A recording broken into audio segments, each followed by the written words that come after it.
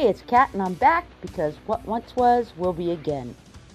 I got my thinky cap on because I want to talk about the things in history that informed me about the bold prediction that Jorrah is going to become the Dragon Slayer.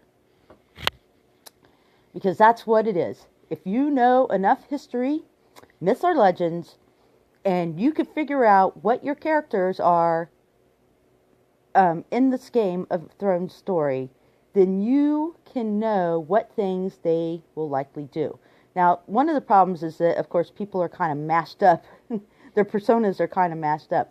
But reality, there are one persona or aspect, and the events or people who represent those aspects all throughout history, your people are doing. So they could be doing multiple characters at any time. And in some cases, there's some catalyst for a change that makes them into that next persona that has that aspect. I know, don't be confused. But really, they're people in history, myth, and legend. And as soon as you see some certain clues, you can figure out what they're likely to do. So here's some clues. First of all, I said that we were going to see Bloody Queen Marjorie. And since this is like England, I knew that, in fact, England's patron saint was St. George, the Dragon Slayer. I don't know why it didn't come to my mind sooner. But in any event, as soon as that hit my mind, I knew instantly what was going to happen because I knew the story of St. George the Dragon Slayer. Now, in reality, St. George was both a real person in history and a mythological legendary figure. In real history, he was an officer in Diocletian's Roman army. And if you know anything about Diocletian, he at one point was tolerating Christians, he was persecuting Christians, tolerating, etc. And he was the one right before Constantine, or like two before Constantine, because Galerius, who took his place, was his advisor at that time. Galerius may not have given him very good advice because they were concerned about Christianity in the ranks of their Roman army, that having these dudes that would practice Christianity, that might mean that they would not follow the orders of the Roman emperor, particularly if he said, go burn the Christians, or round them up, or kill them, or whatever. Instead, they might follow the orders of the bishop, and that Christianity, as its own organizing power, might organize some sort of rebellion, and that the army, parts of their army, would not, obey their orders, or would even break off and fight against them. So, in their minds, this was a really fearful thing. This could bring the downfall. So Galerius advised Diocletian that he should issue a law that says any officers that were Christians in his army had to come forward and offer a public sacrifice to the Roman gods and show that they were actually, good Roman citizens.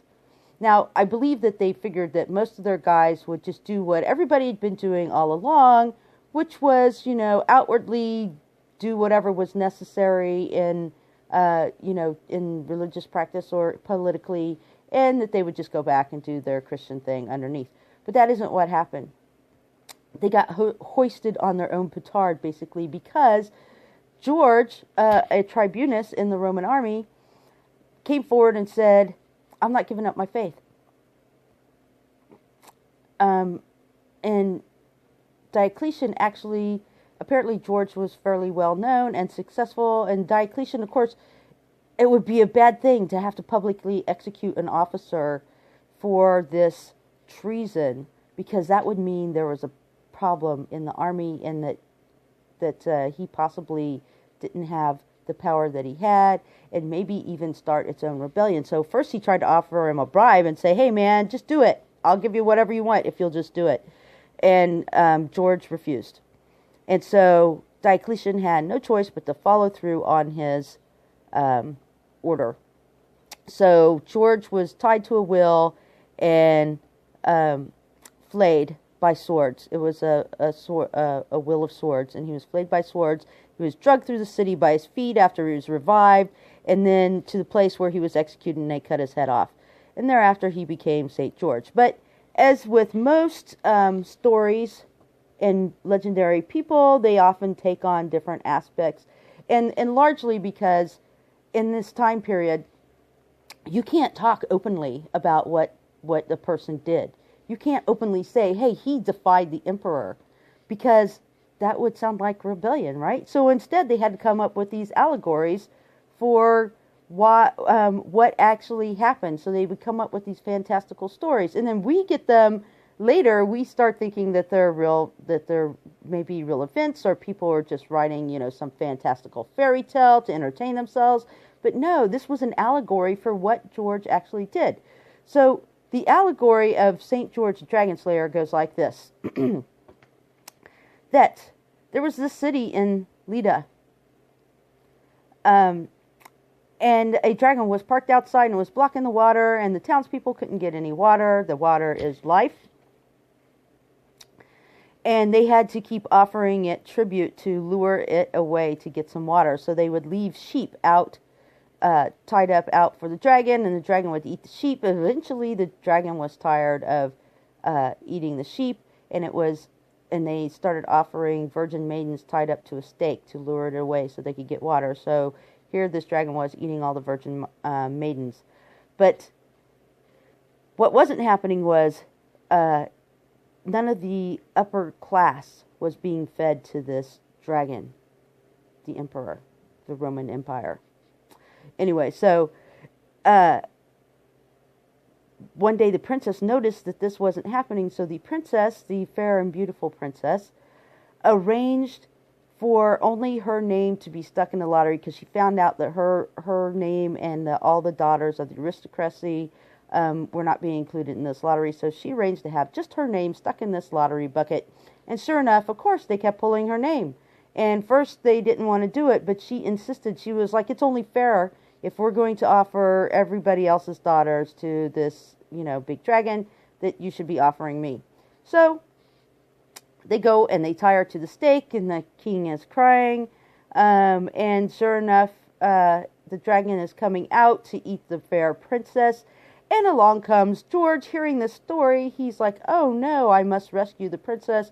So he dons his armor, grabs his lance escalon, and he goes and slays the dragon and saves the fair princess. So it's told me exactly what we were going to see in the near future, either at the end of the series or in the next series for Jorrah and Daenerys, because Daenerys is the fair princess that he's going to save. So Daenerys is on the dragon. She's unleashed the destructive forces of the dragon and the Dothraki, because that's exactly what they are. It's not really rather good or evil. They're just destructive forces, and unstoppable destructive forces of themselves become evil.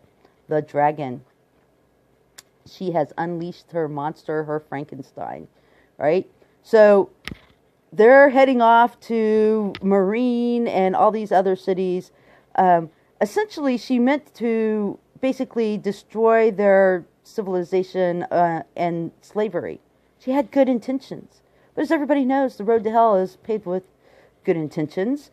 And that's exactly it. So now in the force of doing good, she's unleashed total destructive power. And it's going to be unstoppable. So when she's done, where she thinks it's done, and they defeated whomever, and they need to, now she's ready to start the rebuilding, if at all. She's going to be unable to stop it, and it's going to be ripping everything apart. And she is either going to go out there and try to stop it herself, or she'll offer herself as some sort of sacrifice, or people will just be fed up and angry that she showed up with all these beasts and blah, blah, blah, and they'll throw her to the dragon herself. So I believe that she will not necessarily be saved. She will be burned by the dragon. And why will she be burned by the dragon? Because that's the catalyst for Dany, for her next persona to arrive. If there is a next one. For her next persona to arrive, she must burn in the fire of the dragon.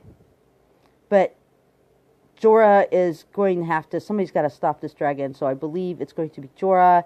He's going to ride out there with his lance and become Saint Jorrah, the Dragon Slayer, patron saint of Westeros. Thank you very much. Have a good one.